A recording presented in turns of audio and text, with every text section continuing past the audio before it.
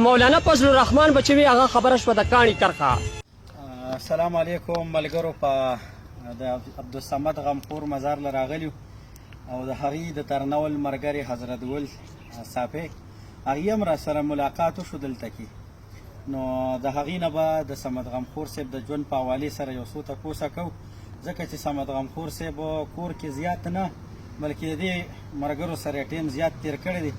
نو حضرت ګل صاحب دلته په راتګ سره ستاسو هم شکریا ادا کوو چې موږ سره ملاقات وشو.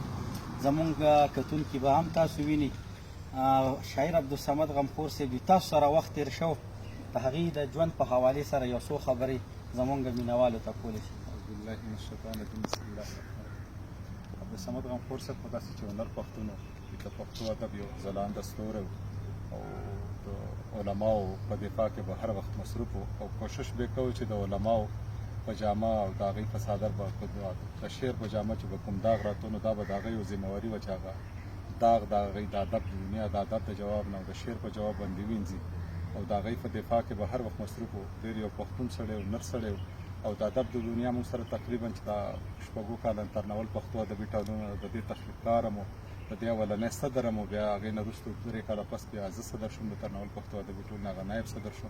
دا د هغه خواهش و چې زه صدر شم کنې ترنول پښتو ادبي ټولنې تخلیق هغه ایښی او ډېر زبردست شعرونه او خاص کر د پښتو په باره کې چې د هغه یو شعر زما دغه له راځي چې کرتار اوس خلاص کړه چې هندوان ځي راځي بند که تورخم د څوک دربان ونیسه، او یو بل شعر د هغه یو ډېر مشهور دغه و چې ازادي خو خود مختار نه یې وطنه هغه زه وړبرې صغیر دی ستا تصویر.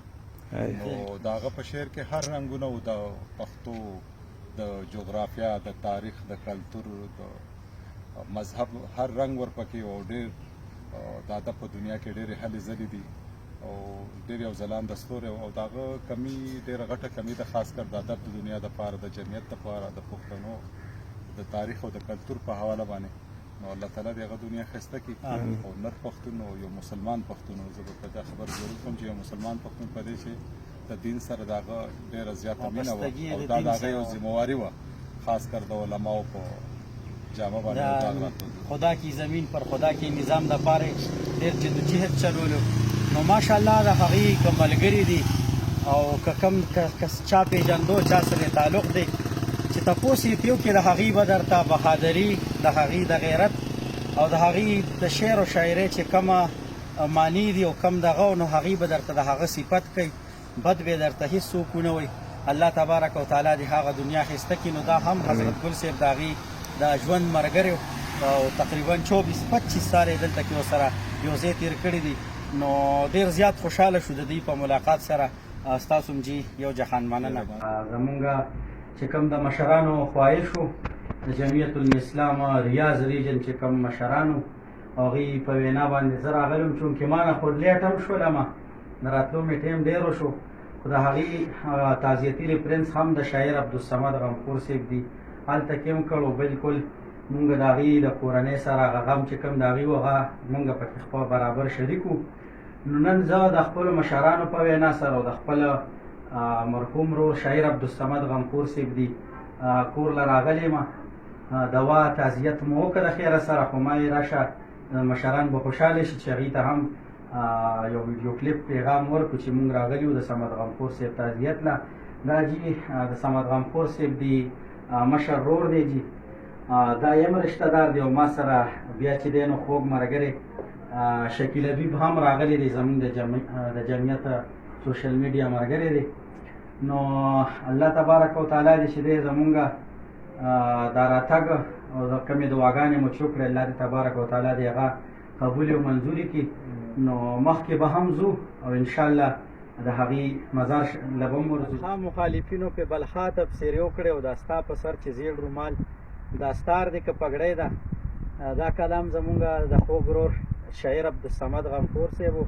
ملګرو راغلي وو د شاعر عبدالصمد غمخور صاحب مزار له او د هغې مشر ورور زمونږ سره دی. نن خفګان او زړه له مو چې دی کوم دغه خفګان زیات میلاویږي هغه صرف په دې خبر دی چې په ژوندون یې را سره ملاقات نو شوې خبرې اترې به د سوشل میډیا په لاره باندې کېدلې.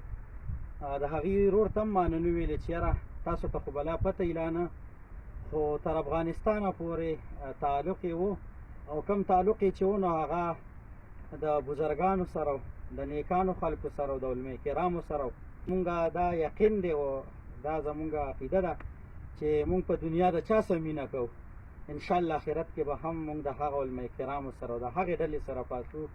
نو شاعر عبدالصمد غمخور صاحب نن په دې دنیا کې نشته دی.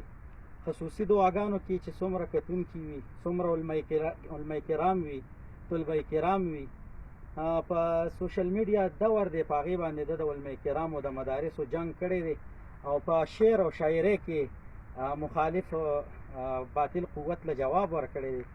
نو د ده د بهادري د دې ورونو ته به پته نه وي، خو هغه چې څومره خلک یې پېژني او کم یې ګوري هغې ته ښکاره پته ده او دوی وایي چې پس د مرګ نه ماته دا پته ولګېدله چې یاره واقع ده چې صمد غمخور هم کم وخت تېر کړی دی نو ښې تېر کړی دی. نو ټول ملګري په خپلو د خصوصي دعاګانو کې در سره یاد ساتئ او تاسو یې هم د مزار زیارت وکړئ. د الله په امان. د محمود غزنوي نه د هندوانو تپوس وکئ. د محمود غزنوي نه د هندوانو تپوس وکئ. مغولو په شکست ستر خوشحال خبرې کېږي. د محمود غزنوي نه د هندوانو تپوس وکئ. د مغولو په شکست د ستر خوشحال خبرې کېږي. نه دا سړی ښه نه دی، دا مو جنګ طرف ته بیایي. نه دا سړی ښه نه دی، دا مو جنګ طرف ته بیایي. د دې سړي د خولې نه د قتال خبرې کېږي.